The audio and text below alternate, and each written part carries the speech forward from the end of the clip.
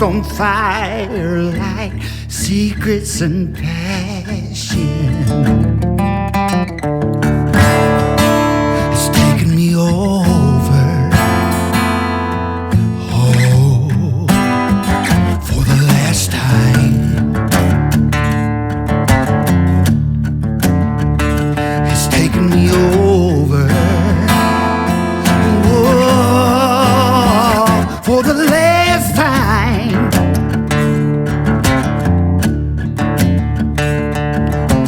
Nobody can see the devil hanging over my shoulder. The muddy Chesapeake is down. I guess Virginia can't hold her. It's taking me over.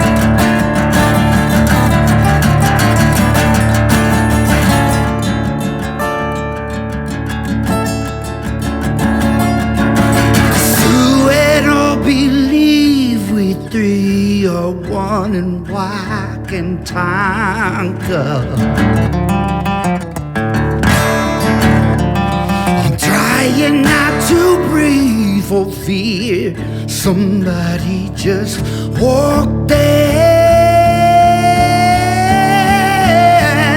It's taking me over. Whoa, for the last time. It's taking me over. Whoa, for the last time.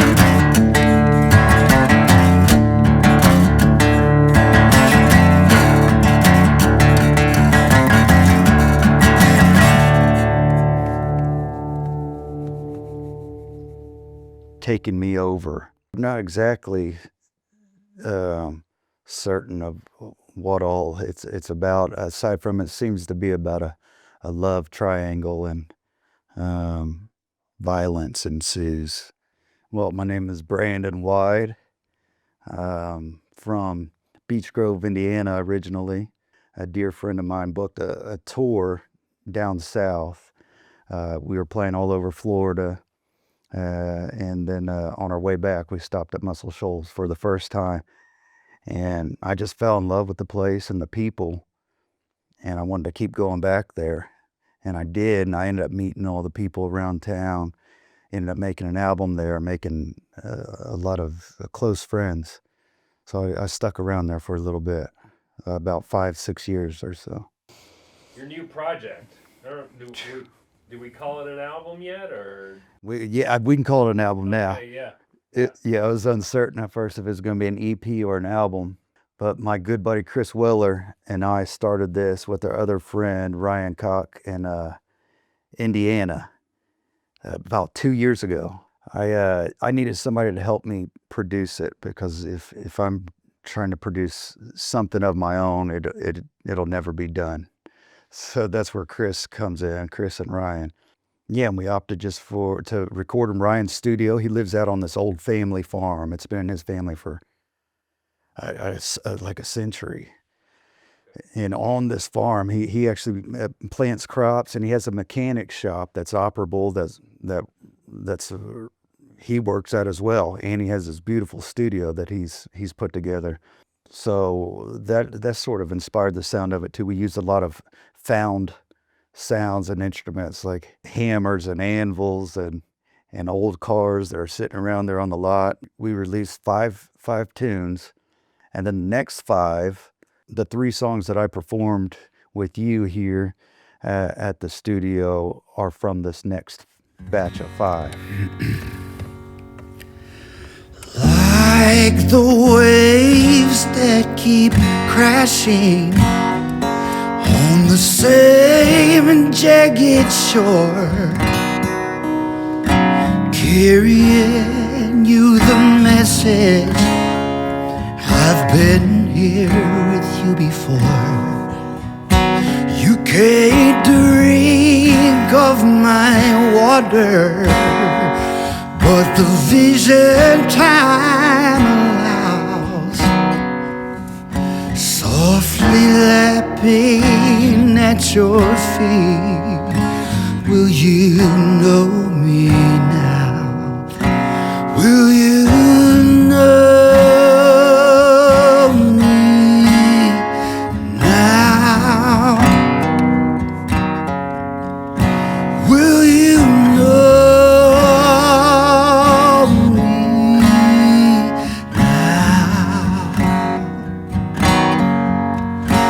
Will you know me now? Will you know me now? Did you see me on the Bowery? Hands tied behind my coat, coughing up my blood, your words clawing at my throat. Sentenced to living lonely for the ways I strung you out. Now beckoning, come to me, love. Will you know me now? Will you know me now? Will you know me now? Will you know me now? Will you know me now? Well, know me by the way I prostrate, by the way I curl my toes, body swinging from the bow when it came to blows. All the lessons I ain't learned yet, all the ones you're teaching now. The weight of your wisdom on my neck, honey, you cut me down.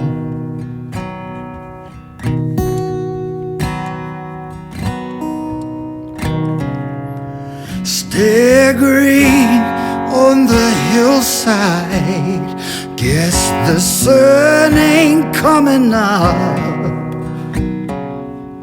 I'll make my way out of this town with a little luck.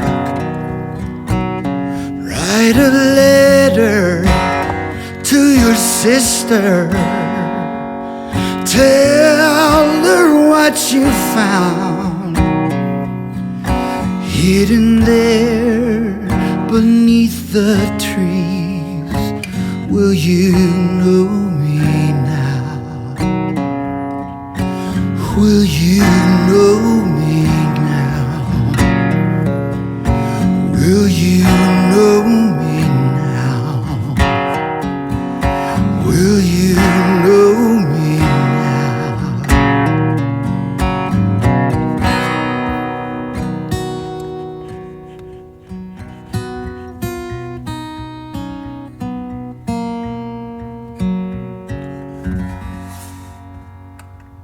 This thing, I was lucky enough to have this gifted to me by one of my dear friends that I made there in Muscle Shoals.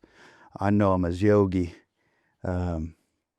He's a big self-promoter and businessman around town. Just sold his truck stop, actually, but his collection's up to about 68 guitars now. But he had gifted me this, which came from a mutual friend of ours, a guy named Barry Billings, who Jason Isbell credits for teaching him guitar, giving him a shot there in the Shoals area. There's this place called La Fonda that Barry Billings back in the day would host an open mic, and Jason would be too young to play there, but I guess as the story goes, he'd show up there and Barry would get him on stage and he'd play. And this was Barry's guitar. Barry had this set up to be his number one go-to guitar. And he wanted to do like the finger style stuff, but after he got it all set up nicely, he didn't like it. But I loved it, and this is my favorite guitar to play. And Yogi gifted this to me. Yeah. It's kind of a small in body. What is it? Yeah, it's a little OM Martin. Yeah. And it's, I always forget the date, but it's from the 70s. I don't know if it's 76 or 71. It's one of those two, though. Initially, for this one, I was trying to get the M1, I think it was. But the sound hole just was a little too small to receive that. But yeah, I was wanting to mimic some of the stuff that Justin Townes Earl was doing with that. But I love the lyric. The lyrics actually, it has my favorite tone, really. So I was happy to put that in there. I have the Venue DI, and I have another guitar that I actually have that. I think I had the M80. But yeah, just those two pickups and the Venue DI.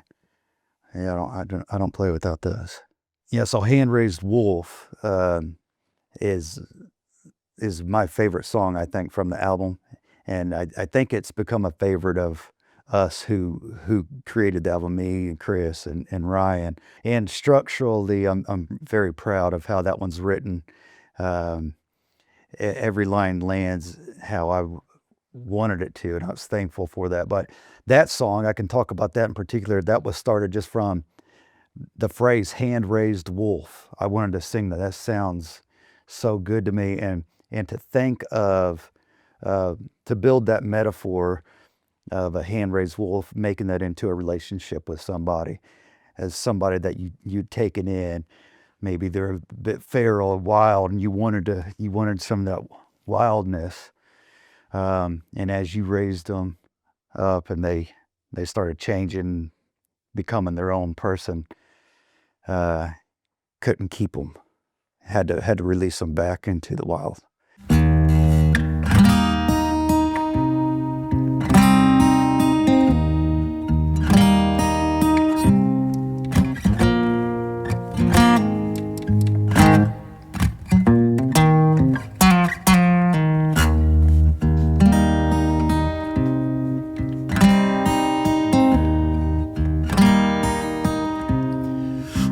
Let it be over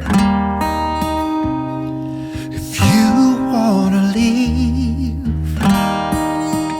Don't look over your shoulder when I set you free. Away from me now, little wild child. I should have known better. You know I wrote the book. Oh, my lady.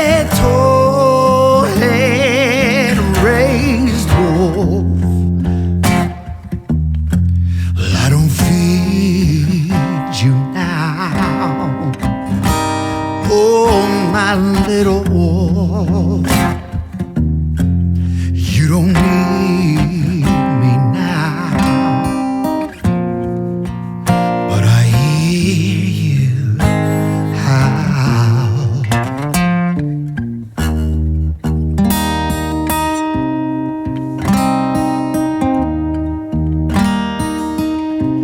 Take the thorn from your paw, girl.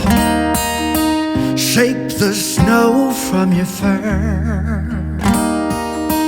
Ain't it a great big wide world when you're nobody's lover? Into the cold, in the dark of night, deep in your slumber, not to be shook. Oh, my little hand-raised wolf, I don't feed you now. Oh, my little wolf, you don't need me now, but I hear you.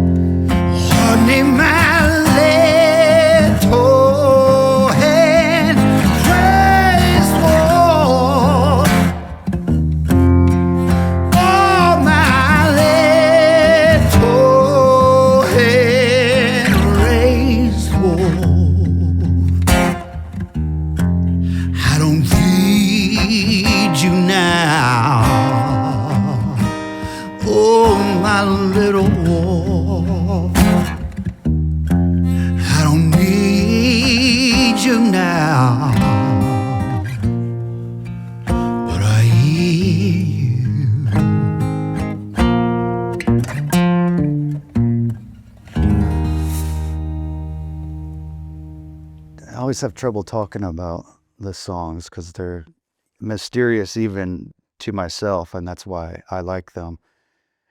And I'm sort of learning of them as I write them, not to sound too frou-frou or whatever about it, but that's the fun part for me. But they're all very personal, but they're all very removed from me.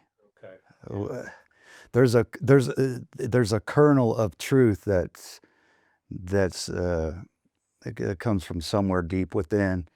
So they're all sort of rooted in that. Rooted in that, but yeah, and then get colored up with other things that just come to me as like a little mental movie that I try to then share with others.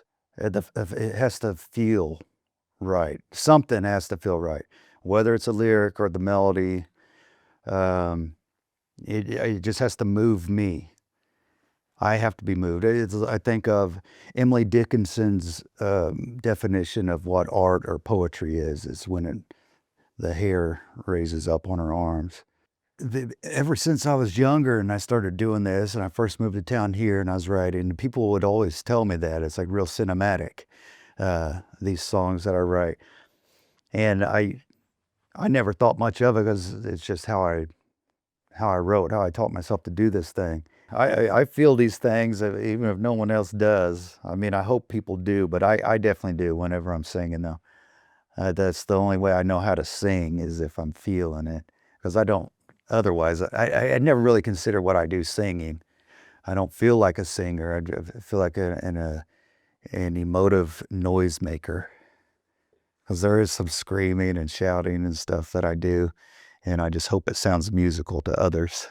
My dad was a really good singer. He wasn't a professional or anything. He'd win all these karaoke contests and stuff. He'd win like free trips and things. And he loved to do that, just sing at the bars late at night.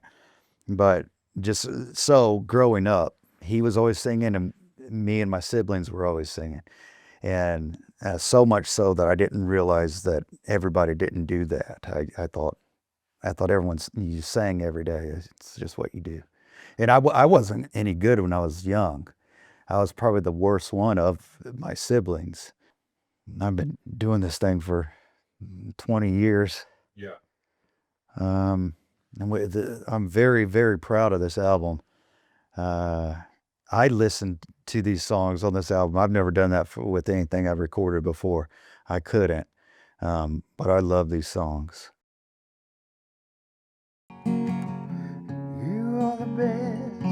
I wish you don't do like I do, and ever fall in love with someone like you.